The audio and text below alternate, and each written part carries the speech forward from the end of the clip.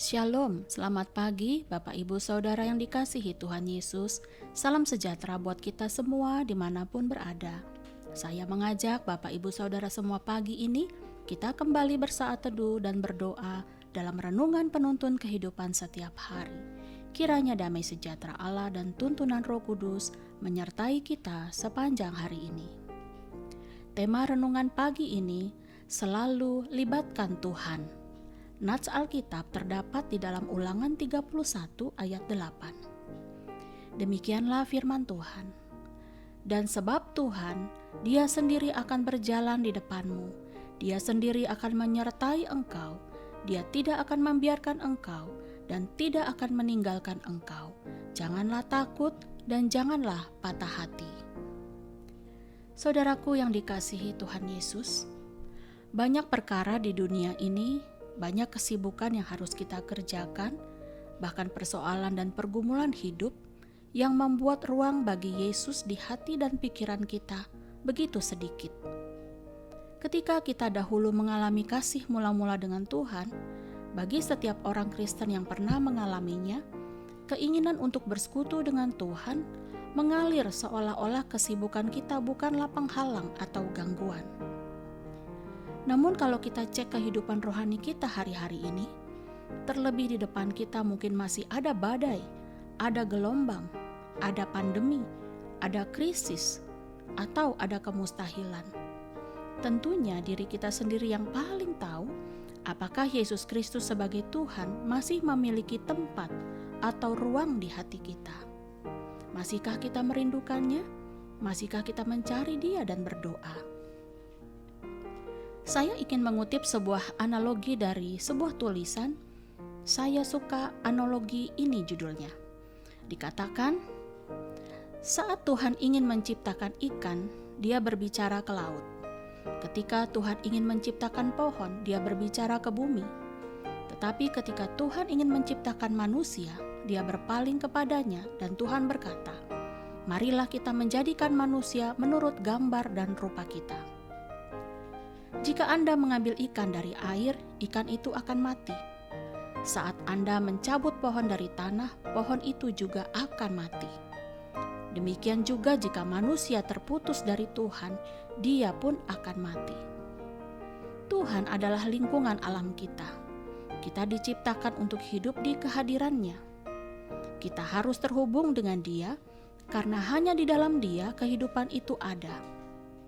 Mari tetap terhubung dengan Tuhan. Kami ingat bahwa air tanpa ikan tetaplah air, tetapi ikan tanpa air bukanlah apa-apa.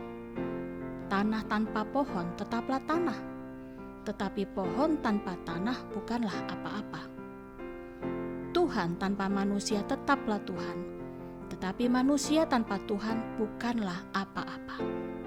Saudaraku, ingatkah salah satu kejadian di dalam Alkitab yang pernah ada dan menakjubkan adalah bagaimana Allah memelihara bangsa Israel di padang gurun.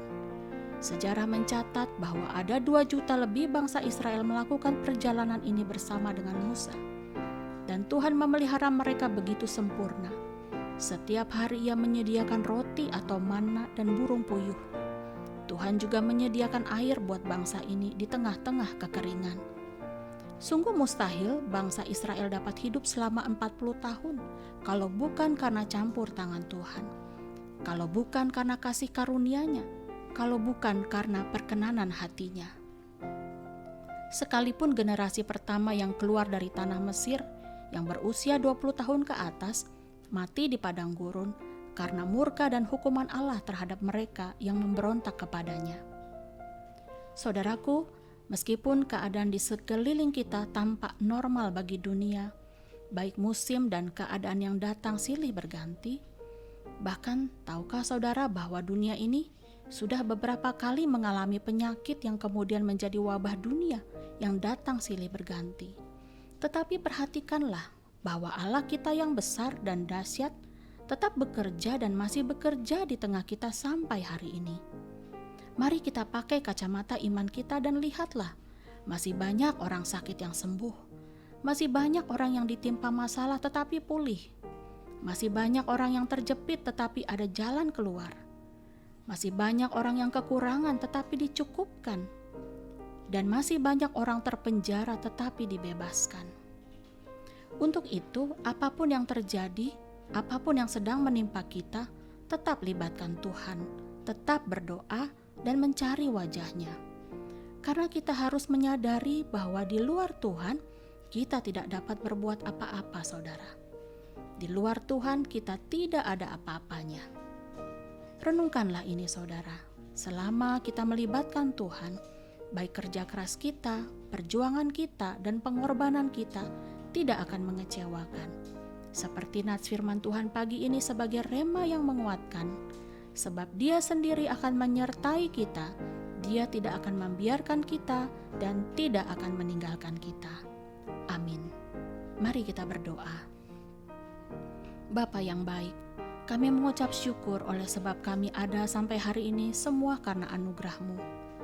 Urapilah hati kami dan pikiran kami Tuhan mulai pagi ini dengan urapan yang baru, agar kami tetap dapat memandang Tuhan dengan iman, bahwa Engkau selalu bekerja, selalu melindungi dan selalu mencukupkan, sekalipun dalam perkara yang sulit dan yang mustahil kami hadapi. Terima kasih Bapa, di dalam nama Tuhan Yesus kami berdoa. Amin. Kiranya berkat yang sempurna dari Allah Bapa, kasih karunia dari Tuhan Yesus Kristus dan persekutuan yang indah dengan Roh Kudus menyertai kita dari sekarang ini dan sampai selama-lamanya. Maju terus dalam tuntunan Tuhan, saudara. Tetap semangat, sampai jumpa esok hari di penuntun kehidupan setiap hari, dan Tuhan Yesus memberkati.